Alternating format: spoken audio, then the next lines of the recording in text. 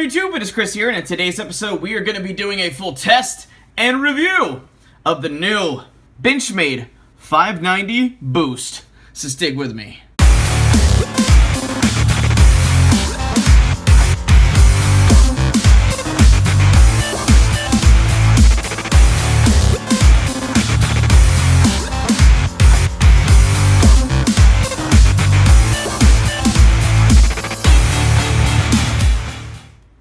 Welcome back everybody, and thank you for sticking with me. Like I said, today we're going to be taking a full test and review look at the new Benchmade 590 Boost. This is a brand new knife for 2017. I do believe this is the second official release for Benchmade for the year. The first one was the 560 Freek, which is an unassisted version of this blade. They're very similar in a lot of ways, but this one is assisted opening, which is really nice. We love this thing. But it's got good, powerful action, but we love the fact that you can engage the safety mechanism in the open or closed position, which is really, really nice.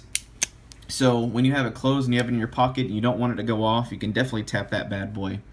But the overall fit and finish on this is freaking sweet. We love it. It is definitely not centered, but it's not rubbing in any way that we can see, so I don't mind that so much. It does have the two-way tip-up pocket carry only. This does have that dual durometer handle scales they have, where it's hard right here, it's hard over here up in the front, which is actually scalloped this part out, which was pretty nice. And I love the drop point design. They have nice little swedges, good for stabbing. As you can see, we've been using the heck out of this today. But when it came in the mail, we went ahead and drove over to my little testing facility. We did a few videos today, and this thing was super sharp right out of the box. It was slicing paper absolutely beautifully.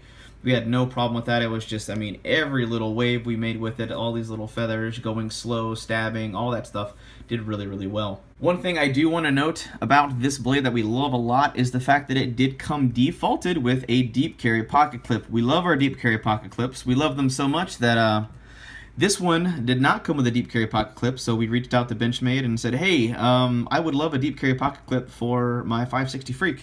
Is that okay? And they're like, absolutely, no problem at all. So they went ahead and took care of that for us. So we actually have a deep carry pocket clip opener. So if you didn't like the pocket clip that came with your 560 Freek, you can definitely reach out to them and they can take care of you in that fashion.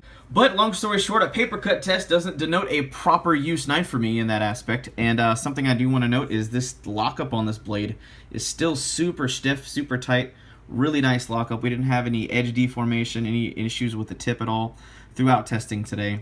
And after we did the paper cut test, we actually decided to ramp this bad boy up, and we jumped it up to jute cordage. Then we did some paracord, and we were like, okay, cuts that, it did pretty well. And then we jumped up to seatbelt material, and we actually ramped that bad boy from 2 layers, then we did 4 layers, and then we did 8 layers, and this thing went whoo, just zipped right through it. That was just absolutely an absolute dream. So if you have this on you and you're in a vehicular accident, or you come up on someone, God forbid, who is in an accident, you can help them and you need to remove them from their seatbelt, and assuming you can just literally just pull them out and then you cut their seatbelt, or like the locking mechanism is broken, you got to use the cutters for any reason, the 590 will yeah, it'll cut it. But overall, you know us here at the channel, we don't think that cutting cordage and material, which is basically what an EDC knife is for, is not good enough. Not good enough for us at all. So what we did with this thing, and by the way, the ergonomics on this is great. All of the work we did with this is just fantastic. It's really nice and lightweight. We love just, it just feels good in hand. The quote-unquote, what they're calling the dual durometer handles are very comfortable.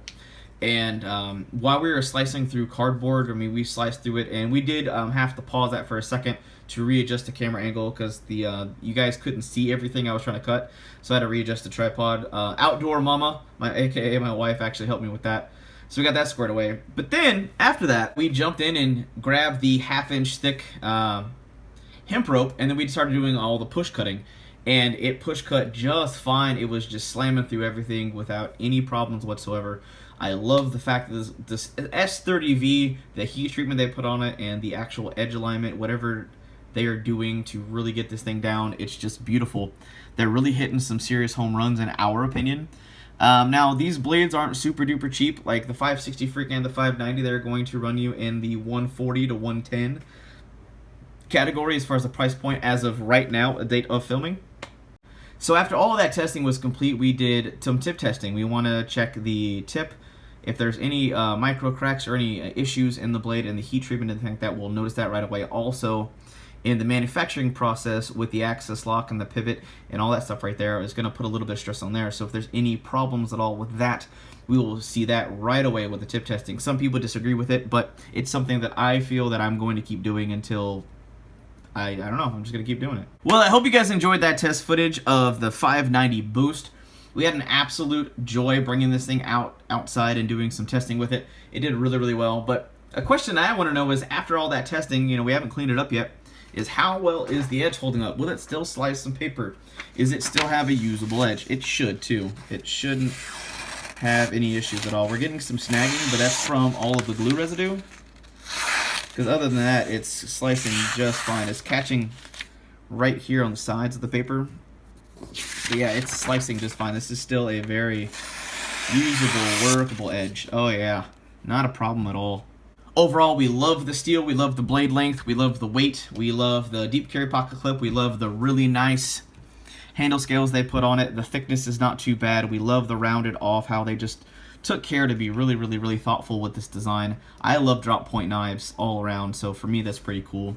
And like I said, this particular one is a first production run, so that's pretty exciting for us. I will give this a little bit of a spa treatment and clean it up. But that just about does it for now. If you enjoyed the way we reviewed and tested the Benchmade 590 Boost, new for 2017, definitely throw this video a big thumbs up, and definitely share this out with all your friends and family and your social media networks so we can keep making awesome videos for you guys and keep doing what we are doing and keep growing. But that just about does it for now. I hope you guys have an absolute wonderful day. I'm out.